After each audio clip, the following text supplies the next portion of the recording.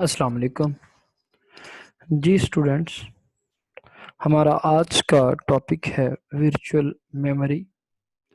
हम virtual memory के बारे में पढ़ेंगे कि ये है क्या, किस तरह से इम्प्लीमेंट की जा सकती है। फिर उसके बाद वर्चुअल मेमोरी के कुछ कॉन्सेप्ट्स डिस्कस करेंगे।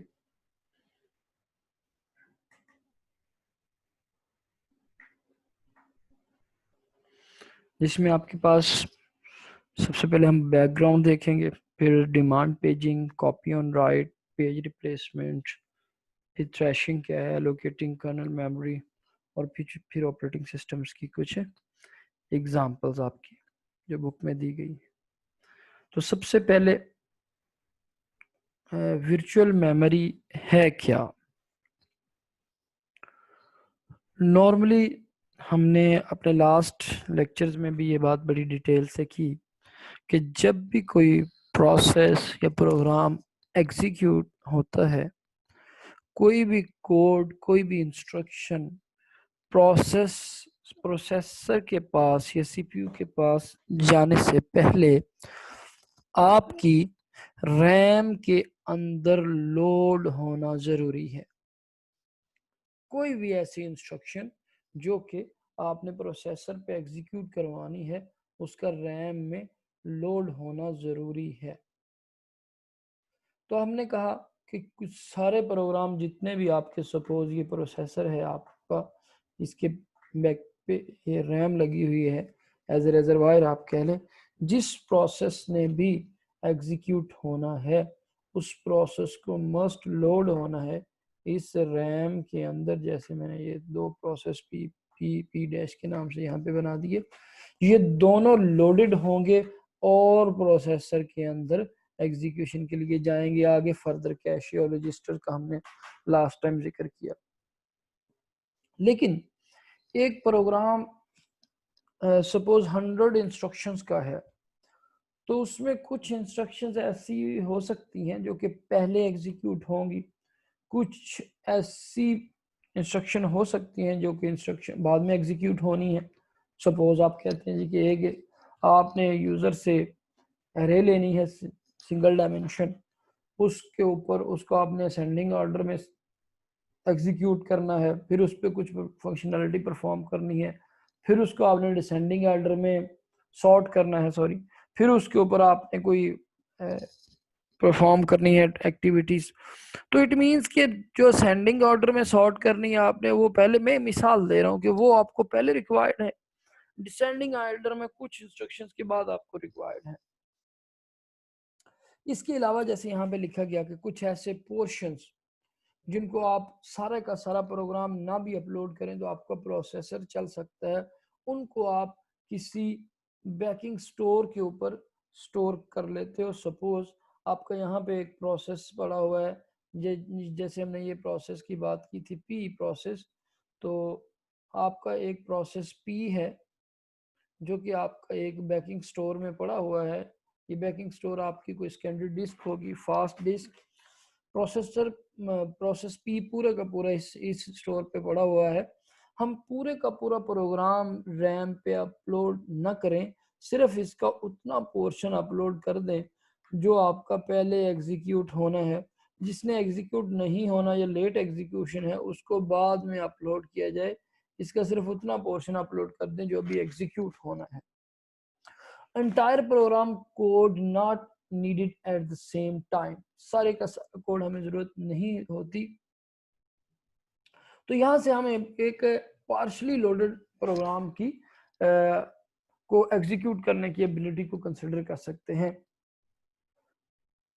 इसमें इसमें आपको जो फायदे हासिल होंगे, हाफ ऑफ द प्रोग्राम, या सिर्फ वो वाला पोर्शन किसी भी प्रोसेस का, ये प्रोग्राम का अपलोड करने से रैम के ऊपर।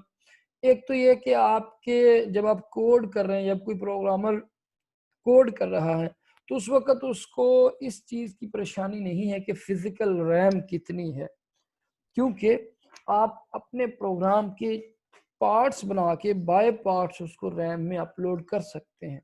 एक तो आपके पास ये वाला कंस्ट्रेंट नहीं है कि आपने रैम के साइज के हिसाब से प्रोग्राम बनाना है, आप रैम से एक्स्ट्रा साइज का प्रोग्राम बना सकते हैं क्योंकि कुछ पोर्शन अपलोड होगा। दूसरा जो यहाँ पे बेनिफिट है कि सपोज अगर आपकी यहाँ पे ये रैम आपकी, मैं मिसाल देता हूँ, रैम इस वक्त जो आपका स्पेस अवेलेबल है वो आपकी यहाँ पे है जी, सपोज इस रैम की आपकी स्पेस है 4 MB, ठीक है जी, 4 MB। अब यहाँ पे मैक्सिमम 4 MB का प्रोसेस आ सकता है। आपके बैकिंग स्टोर में दो प्रोसेसेस पड़े हुए हैं, एक P1 और दूसरा आपका P2। अब ये दोनों प्रोसेस इंडिविजुअली 4 MB के हैं, ये भी 4 MB का है, P2 भी 4 MB का है।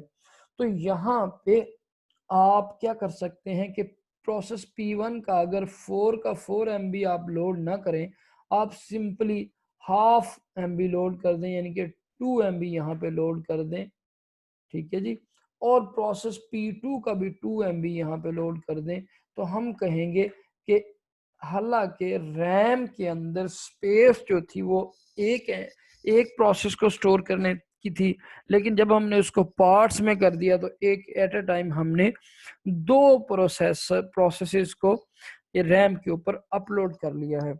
जब दो प्रोसेसर्स को रैम के ऊपर अपलोड कर लिया है तो हमारी मल्टी प्रोग्रामिंग की जो रेशियो है वो बढ़ जाएगी।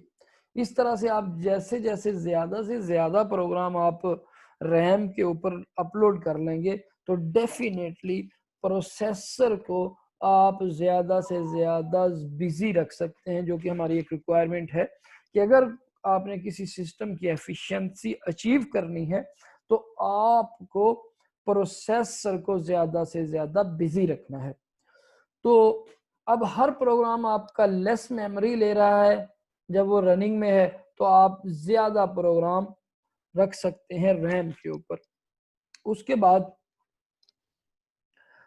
डेफिनेटली जब ज़्यादा प्रोग्राम रैम के ऊपर हैं तो मल्टी प्रोग्रामिंग इन्वायरमेंट के अंदर आपको सीपीयू की यूटिलाइजेशन ज़्यादा हासिल होगी, थ्रूपुट भी अचीव मिलेगी और रिस्पांस टाइम और टर्न अराउंड टाइम में आपका इंक्रीज नहीं आएगा, बनिस्बत इसके कि आपका एक प्रोसेस P1 सपोज पूरे का पूरा इस रैम में लोड किया जाता, ठीक है जी, फिर जब P2 की बारी आती तो P2 के पूरे को यहाँ से आप क्या करते, रिमूव करते।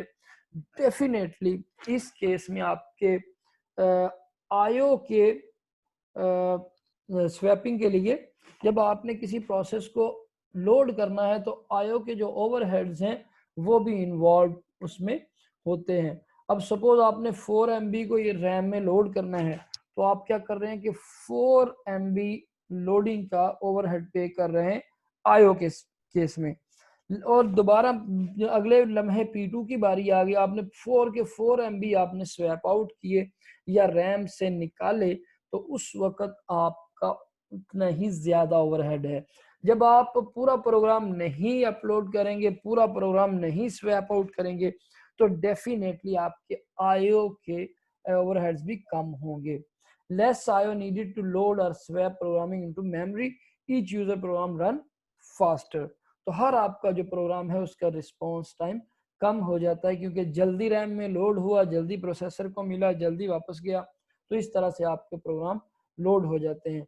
अभी तक हमने थोड़ा सा बैकग्राउंड देखा है कि अगर एक प्रोग्राम को सारे के सारे को अपलोड ना किया जाए, उसके कुछ पोर्शन को अपलोड किया जाए रैम के अंदर, तो उससे हमें फायदे क्या हासिल हो सकते हैं। ठीक है जी, एक तो आप रैम के साइज से बड़े साइज का प्रोग्राम बना सकते हैं, दूसरा एट अ टाइम ज्यादा प्रोसेसेस जो हैं या ज्यादा प्रोग्राम रैम के अंदर लोड कर सकते हैं with in the limited size of the RAM.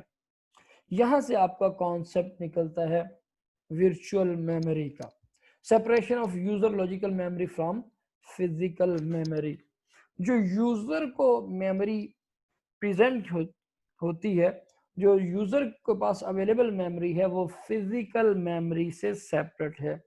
Separate होने से मुराद क्या, आपकी जो यूजर मेमोरी की स्पेस देख रहा है वो फिजिकल मेमोरी से ज्यादा हो सकती है। किस तरह से, सपोज आपके पास यहाँ पे एक रैम है और उसका साइज है जी, सपोज आप कहते हैं उसका साइज है, जैसे हमने पहले मिसाल ली थी 4 MB, मिसाल ले लेते हैं 4 MB है, बट आपने क्या किया हुआ है, बैकिंग स्टोर पे एक सेकेंडरी स्टोरेज रखी हुई है जो कि आपकी किस साइज की है, आप यहाँ पे कह लें जी 12 MB की एक सेपरेट हमने सेकेंडरी स्टोरेज रखा हुआ है जो कि फास्ट डिस्क हो सकती है आपकी। अब यहाँ पे आप यूं कहें कि आपके 4 MB के 3 प्रोसेसेस पड़े हुए हैं, यहाँ पे 4 MB के 3 प्रोसेसेस पड़े हुए हैं, इस 12 MB स्पेस में 4 MB के 3 प्रोसेसेस पड़े हुए हैं। अब उन प्रोसेसेस ने क्या है, आपकी रैम के अंदर अपलोड होना है। तो यहाँ से एक चीज नोट करें कि अब हम एक, अगर हम पूरे का पूरा प्रोग्राम उसके ऊपर अपलोड करते हैं तो डेफिनेटली एक वक्त में हम एक प्रोसेस अपलोड कर सकेंगे, लेकिन अगर हम portion some part of the program upload कर लें, अब सपोज आप कहते हो जी ये आपका ये वाला प्रोसेस P1 है, ये वाला आपका प्रोसेस P2 है, ये वाला प्रोसेस आपका P3 है। आपने क्या किया, बजाय इसके कि P1 P2 या P3 सारे का सारा अपलोड करें, आपने कुछ portion, some portion of the P1 and some portion of the P2 and some portion of the P3 इस 4 MB की रैम में लोड कर लिया है। अब फिजिकली जो आपकी रैम है वो कितनी है जी, 4 MB, लेकिन जो आपकी यूजर के लिए वर्चुअल है वो 4 ये वाली MB और 12 ये वाली आपके कि 16 MB स्पेस एक किस्म की आपकी यहाँ पे प्रेजेंट हो रही है वर्चुअल मेमोरी के केस में। This is called virtual memory कि यूजर के लिए इस वक्त ये आपकी ये वाली रैम अगर 3 प्रोसेस सपोज अपलोड हुए तो वो 12 MB की वर्चुअल स्पेस है, अगर लेकिन फिजिकल में आपकी 4 MB की स्पेस है। तो इस तरह से आपकी रैम के साइज को वर्चुअली बढ़ाया जा सकता है। गो के इस सेकेंडरी स्टोरेज में रैम वाली एबिलिटीज नहीं है, ये रैम या मेन मेमोरी नहीं है, ये स्लो है as compare to the RAM, but हमें वर्चुअली प्रोग्रामर को जो प्रोग्राम डिजाइन करते हुए उसको यही फील होगा कि वो उसके पास ज्यादा स्पेस अवेलेबल है। सपोज अगर ये वाला बैकिंग स्टोर ना हो तो आपका प्रोग्रामर के ऊपर कंस्ट्रेंट होगा कि वो वो आपकी जो बना सकता है प्रोग्राम अपना बना सकता है वो मैक्सिमम 4 MB तक का बना सकता है।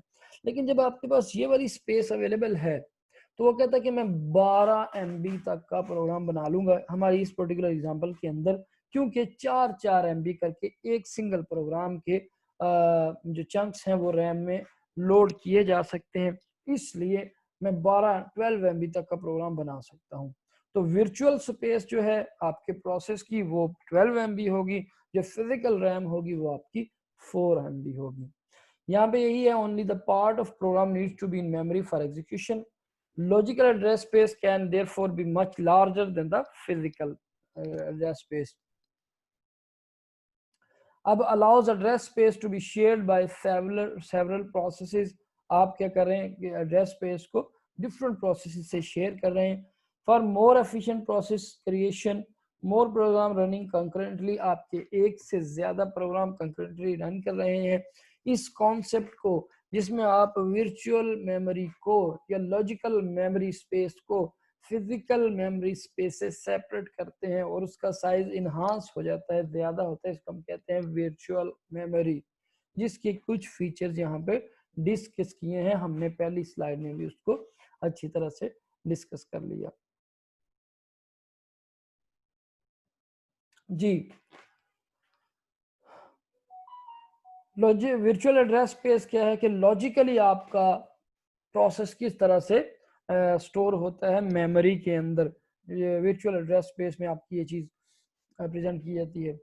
आपका नॉर्मली वर्चुअल एड्रेस स्पेस जो होता है वो 0 से स्टार्ट होता है, और ऐसे जैसे हम कॉन्टिजियस एड्रेस स्पेसेस दे रहे हैं until the end of the space, ये वर्चुअल प्रोसेस स्पेस की बात हो रही है। तो वर्चुअल प्रोसेस स्पेस को हम कहते हैं कि सपोज एड्रेस 0 से स्टार्ट हो रहा है और आपके प्रोसेस की एड्रेस स्पेस का जो भी एंड एड्रेस है वहां तक जा रहा है। जबकि आपकी जो फिजिकल मेमोरी है वो फ्रेम्स में बनी हुई है। पेजिंग सिस्टम में हमने बड़ी डिटेल के साथ देखा कि आपकी फिजिकल मेमोरी, अगर मैं यहाँ पे ड्रॉ भी करूँ एक फिजिकल मेमोरी और लॉजिकल वर्क स्पेस का, ये आपकी फिजिकल मेमोरी होगी जिसमें आप कहते हैं जी इस तरह से कुछ पेजेस बने हुए हैं, फ्रेम्स बने हुए हैं, सॉरी इक्वल साइज के फ्रेम्स एग्जिस्ट कर रहे हैं। आपकी जो फिजिकल रैम है इसके अगेंस्ट आपकी जो वर्चुअल एड्रेस स्पेस है जो कि यूजर को हमने शो करवाई हुई है, वो आप कहते हो जी कि वो 0 से स्टार्ट होती है। सपोज वो आपकी 0 एड्रेस से स्टार्ट हो रही है और जो भी उस प्रोसेस का साइज है सपोज एन एड्रेस तक वो जा रही है आपकी जो वर्चुअल एड्रेस स्पेस है। अब इस वर्चुअल एड्रेस स्पेस को हमें मैप करना होता है फिजिकल एड्रेस स्पेस में, जिसके लिए दरमियान में आपका एक यूनिट आता है जिसको हम कहते हैं MMU, this which is memory MMU which is memory management unit. Logical space से फिजिकल स्पेस में मैपिंग जो है वो आपका मेमोरी मैनेजमेंट यूनिट कर रहा होता है। इसका हमने कुछ डिस्कस किया भी था लास्ट वीडियोस के अंदर, वीडियो अवेलेबल है, आप वहां से कंसर्न कर सकते हैं।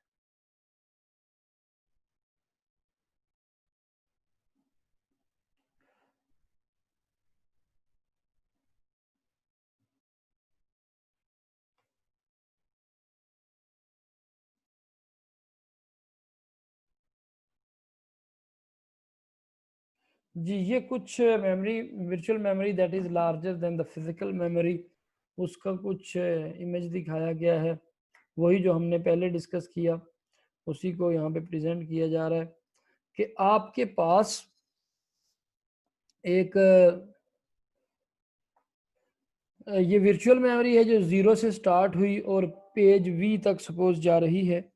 पेज 0 से स्टार्ट होके पेज वी तक आगे आपका मेमोरी मैनेजमेंट का यूनिट आएगा जिसमें मेमोरी मैपिंग होगी। अच्छा, अब सपोज कोई भी एड्रेस वर्चुअल मेमोरी से के हिसाब से सपोज पेज 2 को यहाँ से डिमांड करता है प्रोसेसर, तो उसको मेमोरी मैनेजमेंट उसको मैप करके उसका एड्रेस निकालेगा फिजिकल मेमोरी के ऊपर। अगर वो फिजिकल मेमोरी के अंदर एड्रेस अवेलेबल है तो क्या होगा कि हम उसको प्रोसेसर को वो एक्सेस दे देंगे सपोज। लेकिन अगर वो आपका वर्चुअल फिजिकल रैम में नहीं है तो उसको फिर आपके वर्चुअल रैम से, जो कि ये वाली स्पेस है वर्चुअल रैम में, यानी कि ये वाली जो सेकेंडरी स्टोरेज है या बैकिंग स्टोर है, उससे ढूंढा जाएगा, उसमें अपलोड किया जाएगा और अपलोड करने के बाद आगे प्रोसेसर को दिया जाएगा। जैसे सपोज यहाँ पे एक एग्जांपल शो करवाएगी कि एक एड्रेस रेफरेंस हमने मांगा वो आपका रैम में अवेलेबल था तो हमने उसको रैम से दे दिया। दूसरा मांगा वो रैम में नहीं था, वो आपके कहाँ पे था, बैकिंग स्टोर में था, उसको बैकिंग स्टोर से फिर अपलोड किया जा रहा है।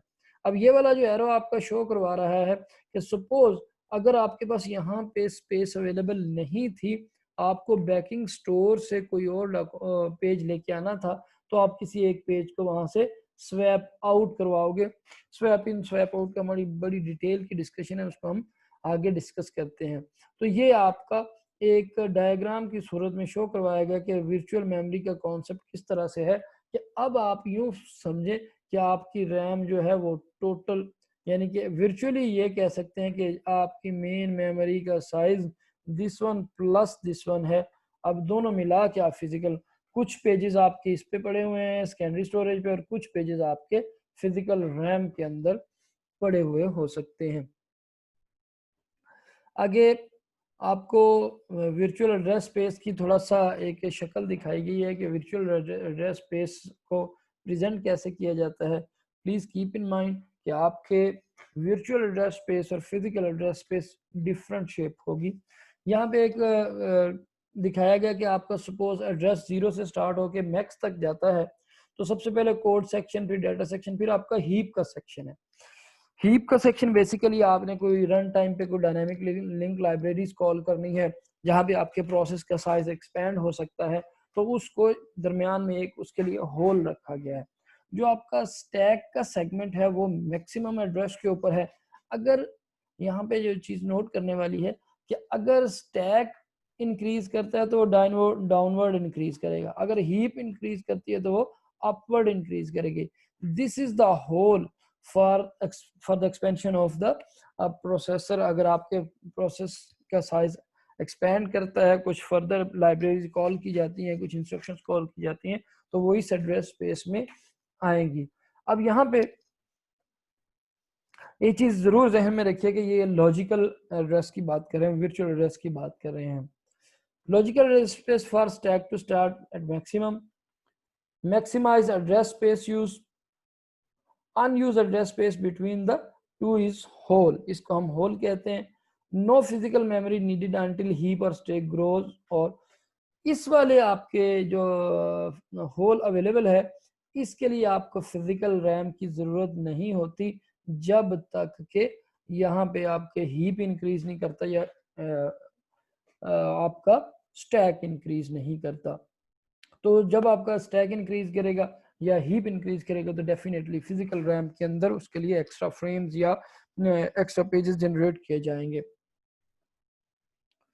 इसको हम स्पार्स एड्रेस कहते हैं। enable sparse address space with holes left for growth, system libraries shared via mapping into the virtual address space। आपकी जो virtual address space है इसके अंदर आप सिस्टम की लाइब्रेरीज को शेयर कर रहे होते हैं। जी, आपके पेजेस फोक की कमांड के साथ भी शेयर किए जा सकते हैं। जैसे आप देखते हैं कि आपके एक पेरेंट फोक की कमांड लगा के प्रोसेस जनरेट किया जाता है तो उसमें पेजेस शेयर किए जाते हैं। तो पेज दो प्रोसेस है, इस तरह से फोक की कमांड से भी आपकी स्पेस को शेयर कर सकते हैं। नेक्स्ट हम इसको फर्दर पढ़ेंगे आगे टॉपिक में। अच्छा जी, ये आपका share libraries using virtual memory का एक कॉन्सेप्ट दिखाया गया है कि आप यूं कहते हैं कि आपका वर्चुअली आपकी एक शेयर्ड पेज है, उसकी एक इमेज आपका इस एड्रेस स्पेस में भी पड़ा होता है, दूसरा आपका इस एड्रेस स्पेस में। दोनों जो प्रोसेसेस है इस वक्त किसी एक पेज को शेयर कर रहे हैं। अब जिस प्रोसेस को ये वाला पेज चाहिए होगा या आप यूं कह लें कि एग्जीक्यूशन के टाइम फिजिकल रैम पे लोड करना होगा, उस प्रोसेस के हिसाब से इस वाले पेज को आपका फिजिकल रैम के ऊपर अपलोड कर दिया जाएगा।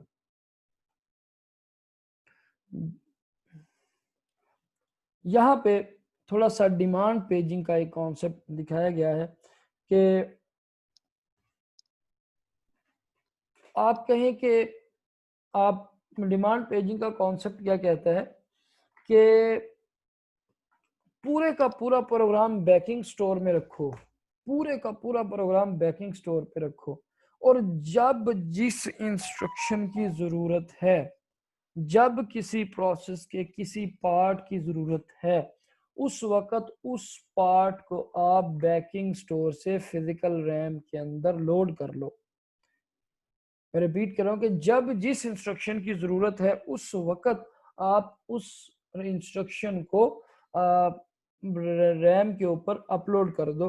मींस के आपकी कोई भी इंस्ट्रक्शन रैम के अंदर नहीं पड़ी हुई, सपोज किसी प्रोसेस की, ये वर्स्ट केस है कि कोई भी प्रोसेस की आपकी स्पेस नहीं पड़ी हुई, जब आप कहते हो कि जिसकी एग्जीक्यूशन की जरूरत है उस वक्त आप उस प्रोसेस को अपलोड कर दो। ये इस डायग्राम के अंदर आपके पेजेस पड़े हुए हैं, ये आपकी बैकिंग स्टोर है, जिसको मैं चलें BS कह देता हूँ। बैकिंग स्टोर, ये आपकी कोई डिस्क होगी। अच्छा जी, अब यहाँ पे 0 1 2 3 4 से लेके 23 तक पेजेस पड़े हुए हैं। अब 4 5 6 पेजेस सपोज आपके किसी प्रोग्राम ए से रिलेट करते हैं, 17 18 19 ये वाले पेजेस प्रोग्राम बी से बिलोंग करते हैं। आप कहते हो जी कि किसी भी एक पेज को आप उस वक्त तक अपलोड नहीं करोगे जब तक उसकी ज़रूरत नहीं पड़ती। जब ज़रूरत पड़ेगी तो उस वक्त वो वाला पेज उठा के रैम के अंदर अपलोड कर दिया जाएगा। जब सपोज वो एग्जीक्यूट होगा तो उसको हम स्वैप आउट करके वापस बैकिंग स्टोर के अंदर रख देंगे।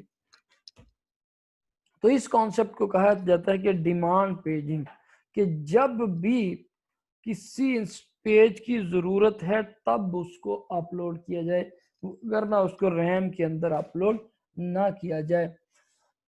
could bring entire process into memory at load time, यानी कि लोड टाइम के ऊपर, और bring a page into memory only when it is needed।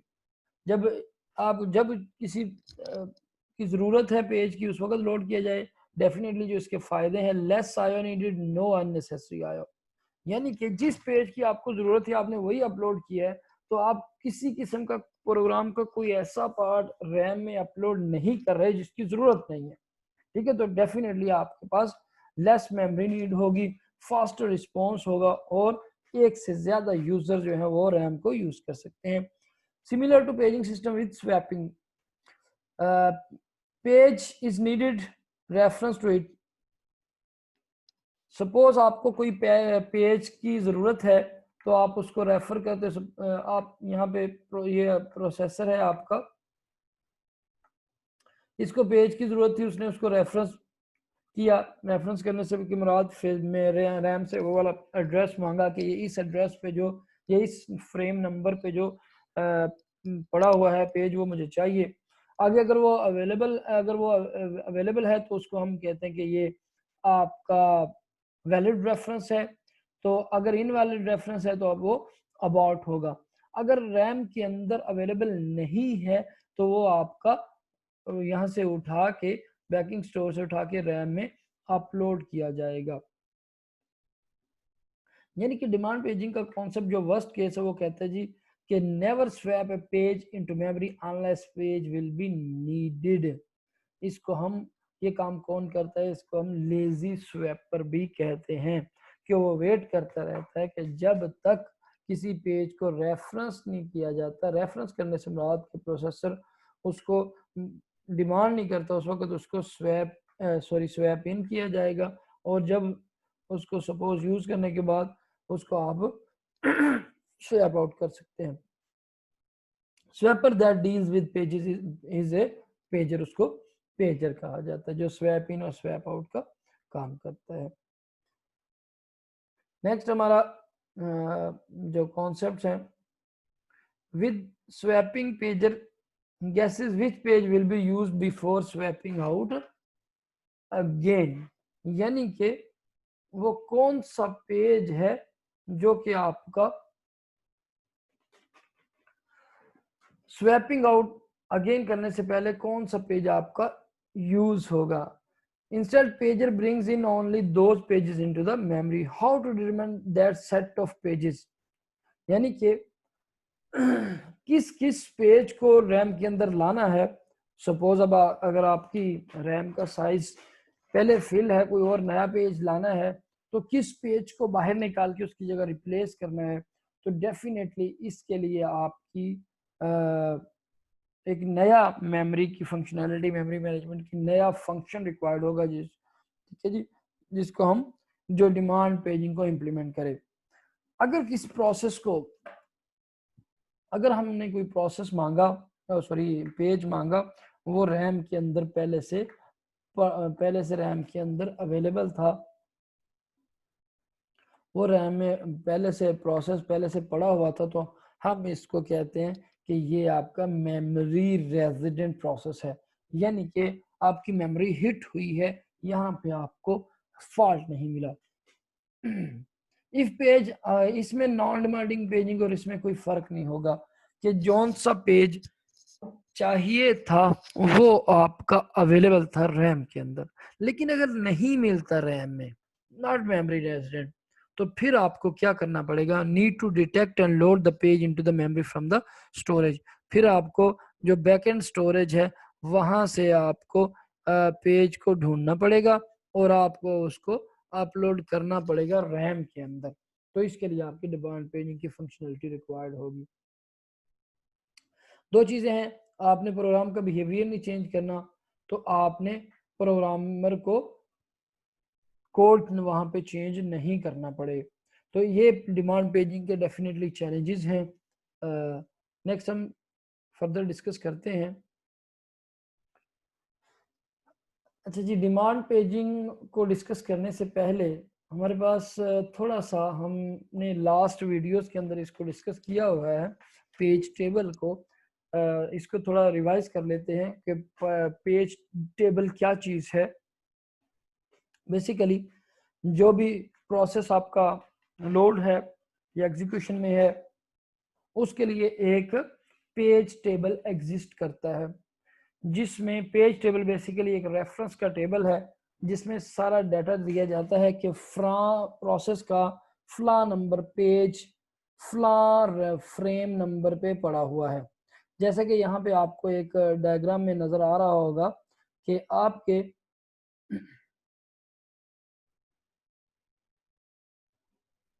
ये वाली जो इंफॉर्मेशन है, this is the logical address space of a process. वो सपोज आप कहते हैं जी page 0, page 1, page 2, page 3, page 4 और पेज 5 तक आपका डिवाइडेड है एक प्रोसेस। उसके 6 पेजेस हैं, पेज नंबर 0 से लेके पेज नंबर 5 तक। अब पेज टेबल के अंदर क्या है, जब ये आपका उसमें आ गया है एग्जीक्यूशन में, प्रोसेस लोड हो चुका है, तो उस वक्त आपके इस प्रोसेस के इंफॉर्मेशन होगी, पेजेस की इंफॉर्मेशन होगी पेज टेबल के अंदर। जैसे कि इस पेज टेबल में आपको बताया जा रहा है कि फ्रेम नंबर, फिजिकल मेमोरी के फ्रेम नंबर 2 पे पेज नंबर 0 पड़ा हुआ है। अब अगर हम फिजिकल, ये साथ में आपकी फिजिकल मेमोरी शो करवाई गई है। अब यहाँ पे बताया जा रहा है कि फ्रेम नंबर 2 पे पेज नंबर 0 पड़ा हुआ है। हम अकॉर्डिंगली देखें तो पेज नंबर 0 फ्रेम नंबर 2 पे अपलोडेड है। उसके बाद ये जो बिट है इसके बारे में मैं आपको बताता हूँ। फिर फ्रेम नंबर 1 पे पेज नंबर 3 पड़ा हुआ है, सॉरी फ्रेम नंबर 3 पे पेज नंबर 1 पड़ा है। हमने ये 3 वाले एड्रेस पे देखा तो यहाँ पे हमें पेज नंबर 1 मिला। फ्रेम नंबर 4 पे पेज नंबर 2 पड़ा हुआ है और ये हमने देखा तो ये यहाँ पे ये पड़ा हुआ है। अब यहाँ पे ये बात ज्यादा समझने की है कि एक बिट इंट्रोड्यूस करवाई गई है प्रोटेक्शन के लिए, जिसको हम वी जिसको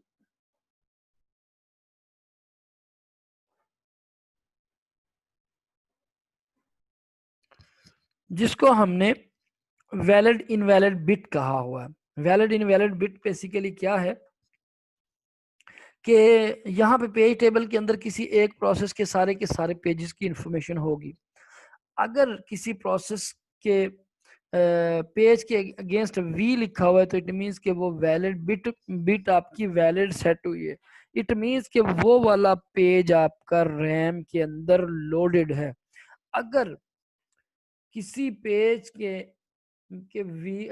इस बिट में आई लिखा हुआ, इट मीन्स कि वो इनवैलिड है। इनवैलिड से मुराद कि या तो वो रेफरेंस ही गलत है या फिर वो आपकी जो पेज है वो रैम के अंदर लोडेड नहीं है, उसको बैकिंग स्टोर से लाना पड़ेगा।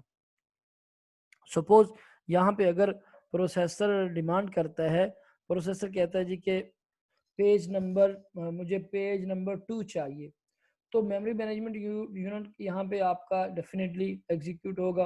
वो पेज टेबल से देखेगा कि पेज नंबर 2 जो है, सपोज ये वाला जो पेज है ये रेफरेंस 4 पे पड़ा हुआ है, और आगे उसकी बिट को देखेगा कि अगर बिट वी है तो इट मीन्स कि वो लोडेड है।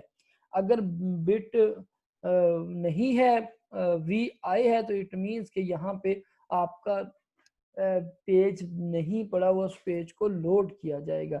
जब वी है तो आपने यहाँ पे देखा कि यहाँ पे आपका पेज नंबर 2 फ्रेम नंबर 4 पे एग्जिस्ट कर रहा है, ये फ्रेम नंबर 4 पे। तो इस तरह से आपका जो पेज टेबल है उसके अंदर जो नई बिट यहाँ पे हम डिस्कस कर रहे हैं, वी और आई बिट, वो बताती है कि कोई पेज फिजिकल रैम में अवेलेबल है या कि नहीं है। जी नेक्स्ट हम देखते हैं फर्दर इसको, वही बात, with each page table entry a valid invalid bit is associated. V in memory, memory resident है वो प्रोसेस, अगर आई है तो not in memory. Initially valid invalid bit is set to I on all entries. Initially आपकी जो RAM है वो assume है कि खाली पड़ी हुई है, तो उसमें सारी की सारी बिट्स आपकी आई होंगी। जैसे ही कोई डिमांड पेजिंग की बात कर रहा हूँ, जैसे ही कोई पेज डिमांड किया जाता है तो उस बिट को आई होने की वजह से एक फॉल्ट एग्जिस्ट करता है। हम वो वाला पेज बैकिंग स्टोर से ढूंढते हैं, वहां से ढूंढ के पेज को रैम में लोड किया जाता है और साथ ही साथ आपकी आई बिट को वी कर दिया जाता है। यहाँ पे एक पेज की उसी तरह से जैसे हमने पीछे डिस्कस किया, एक स्नैपशॉट दिया गया है कि किस तरह से आपका पेज टेबल, ये उसके फ्रेम नंबर्स हैं, उसके अगेंस्ट आपके पेजेस, और वी और आई से मुराद के इसके अंदर कोई डाटा नहीं पड़ा हुआ, कोई पेज नहीं पड़ा हुआ या पेज कोई पड़ा हुआ है। During MMU address translation if valid invalid bit in page table entries I page fault. जब वो एड्रेस ट्रांसलेट कर रहा होता है, एड्रेस ट्रांसलेट करने से वो डेफिनेटली किसी एक फ्रेम नंबर या पर्टिकुलर एड्रेस पे जाएगा, वहां पे अगर आपको वैलिड इनवैलिड बिट की वैल्यू आई मिलती है तो वो कहता है कि पेज फॉल्ट है, यहाँ पे पेज आपका अपलोड होगा।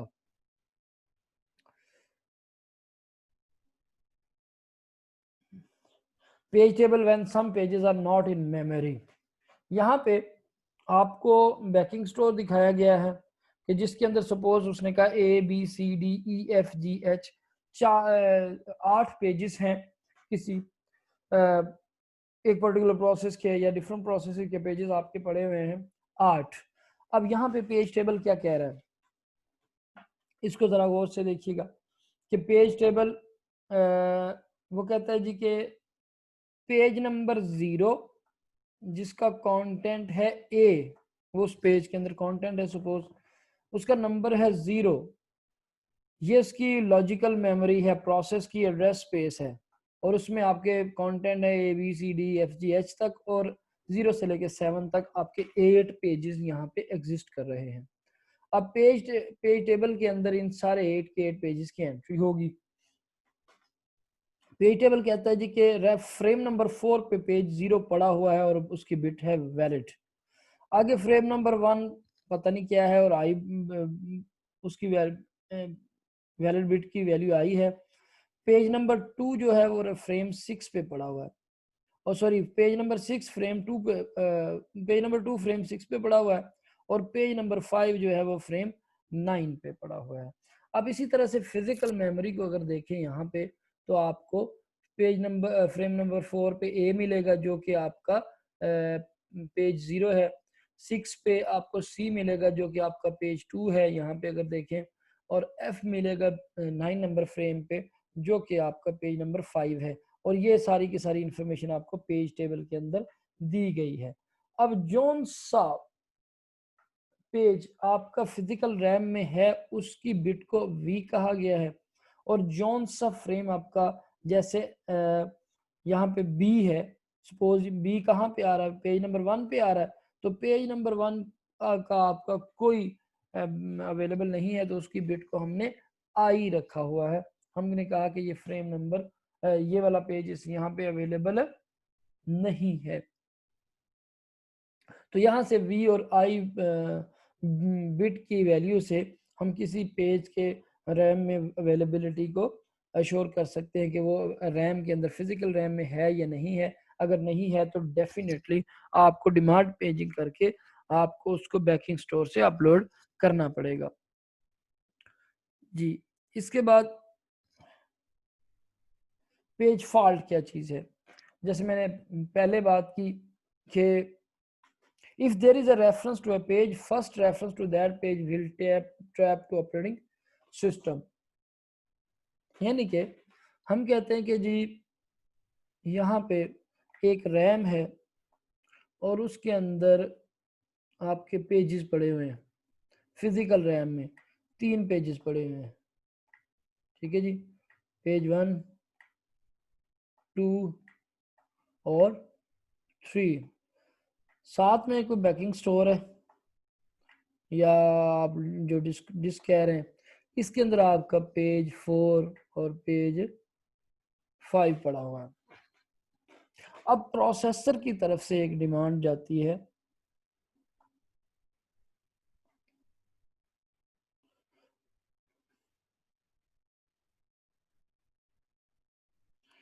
प्रोसेसर की तरफ से, सपोज ये आपका प्रोसेसर है, यहाँ से आपकी एक डिमांड जाती है कि मुझे पेज नंबर 4 चाहिए, ठीक है, रैम के पास, कि पेज नंबर 4 पे कोई आपने पेज नंबर 4 को एग्जीक्यूट करना है।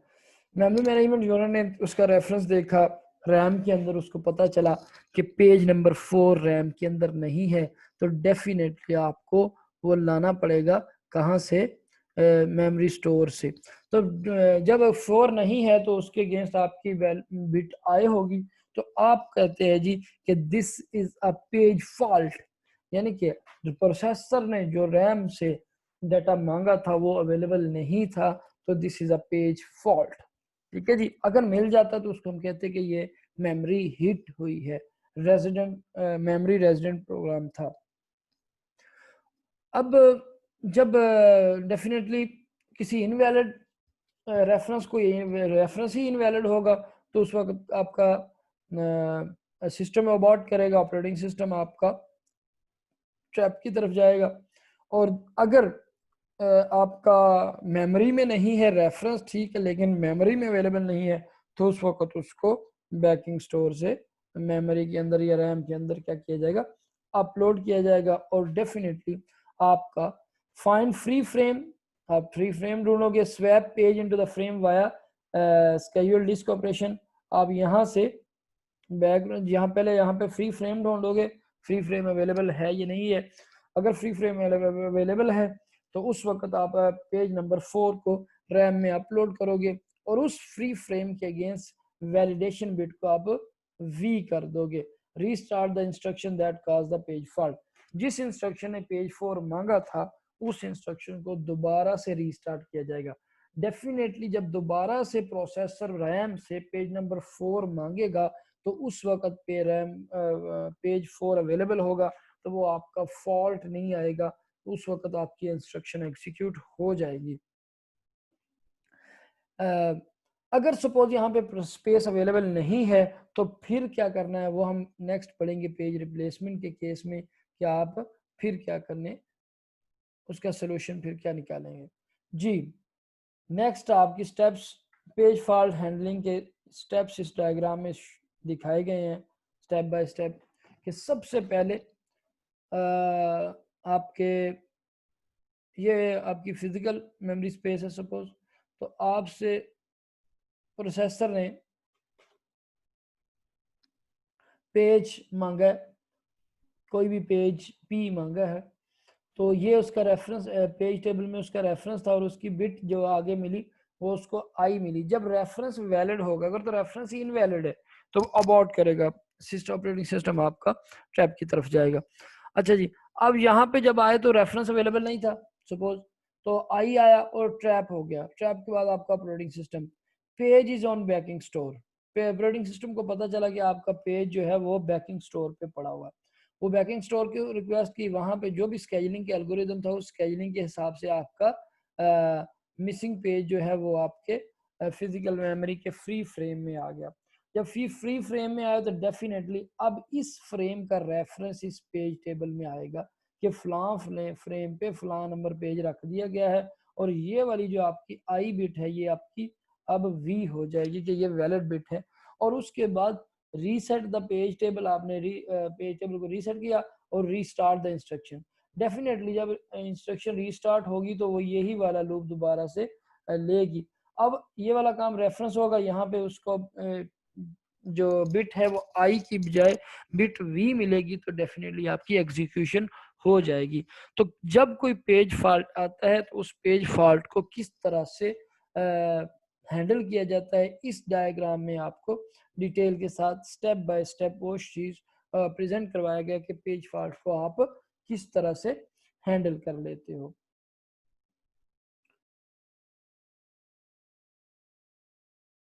जी, नेक्स्ट हमारे पास है जी एस्पेक्ट्स ऑफ डिमांड पेजिंग।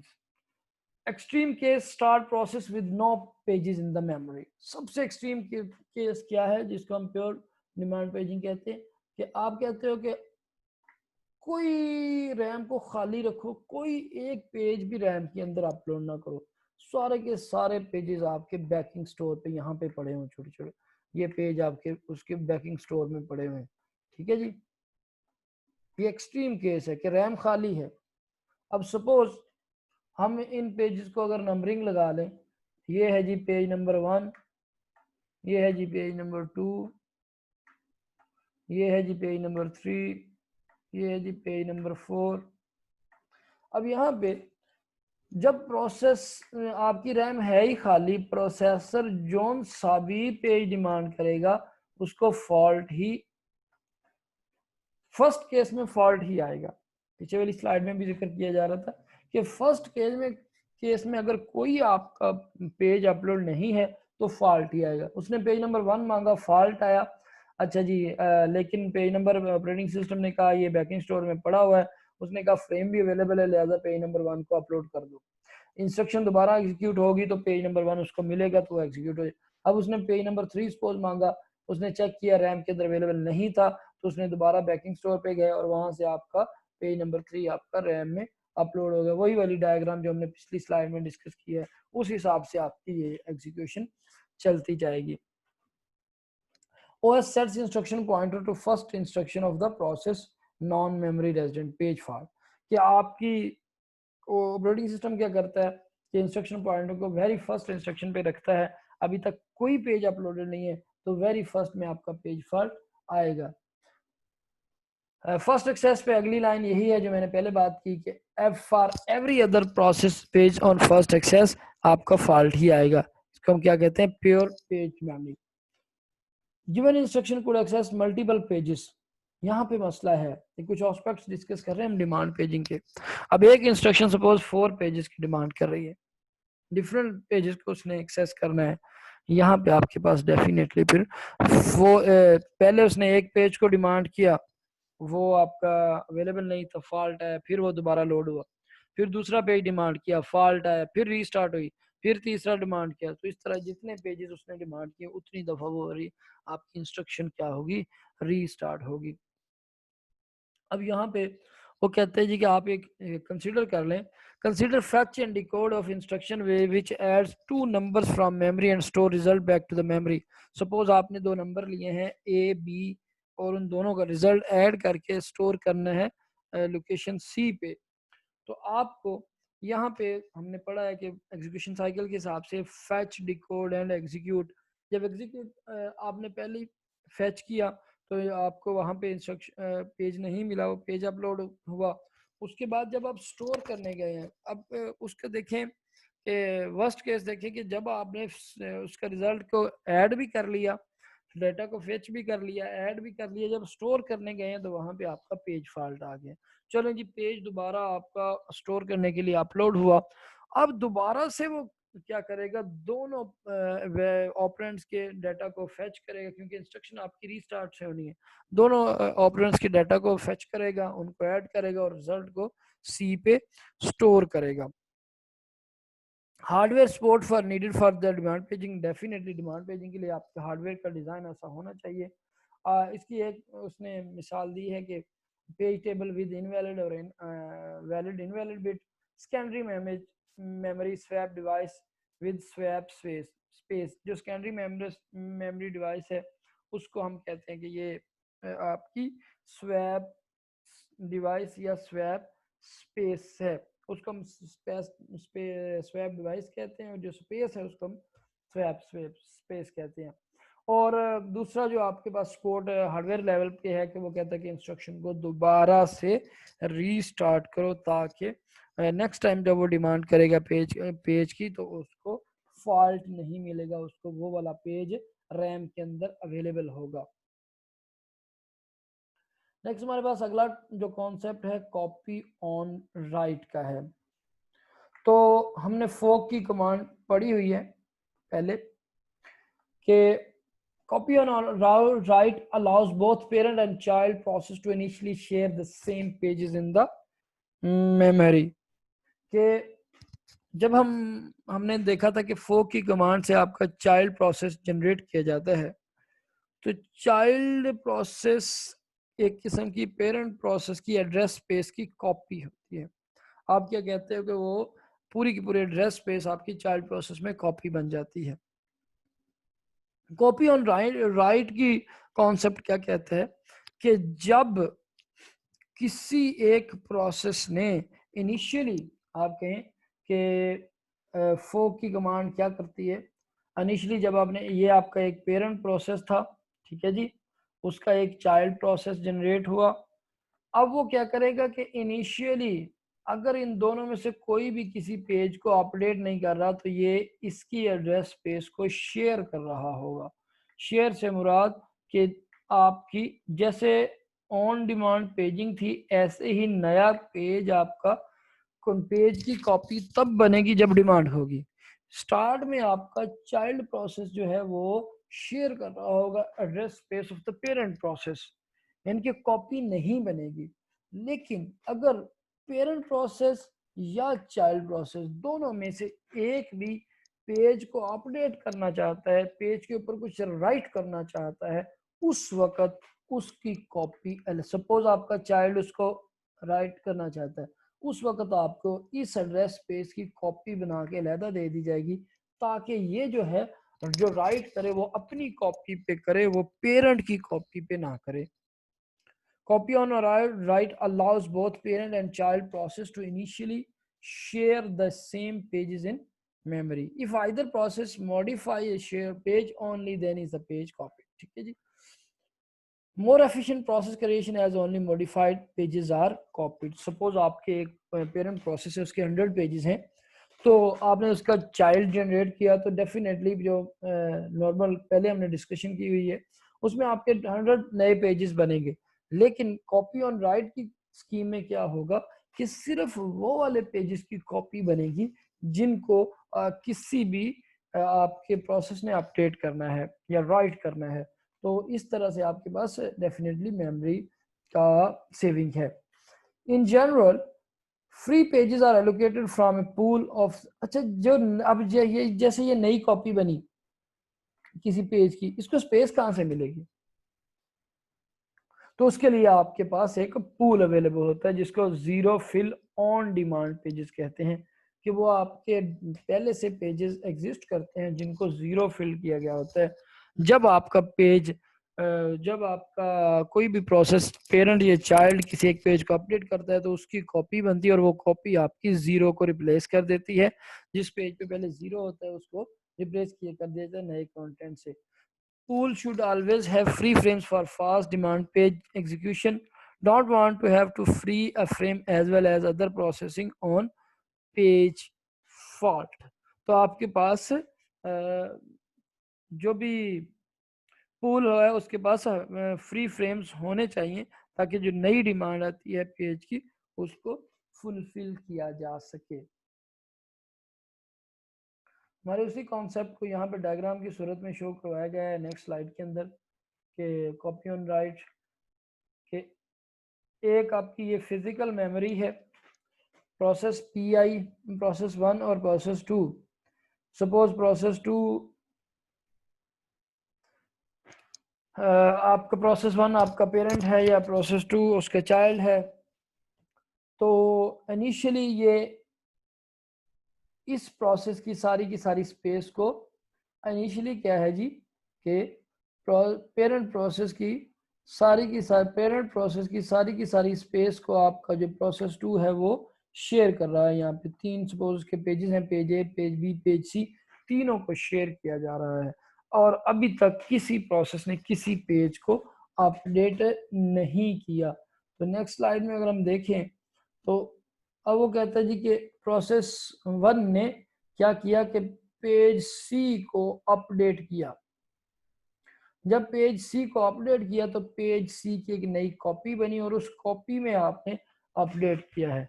अब क्या हुआ, इसका जो अपना पेज था पेज सी, वो अब प्रोसेस 2 के पास है और एक नई प्रोसेस नया पेज बना है कॉपी ऑफ पेज सी के नाम से, या जैसे यहाँ पे आपको शो करवाया गया है। इट मींस कि फिजिकल मेमोरी के अंदर अब आपका कॉपी ऑन राइट है कि जब किसी ने किसी पेज को राइट करना तब कॉपी बनानी पड़ रही है, उससे पहले आप कॉपी नहीं बना रहे। जैसे पेज और ए और बी क्योंकि अपडेट नहीं हुए, ये दोनों शेड है, लेकिन पेज सी आपके डिफरेंट प्रोसेस के लिए डिफरेंट है।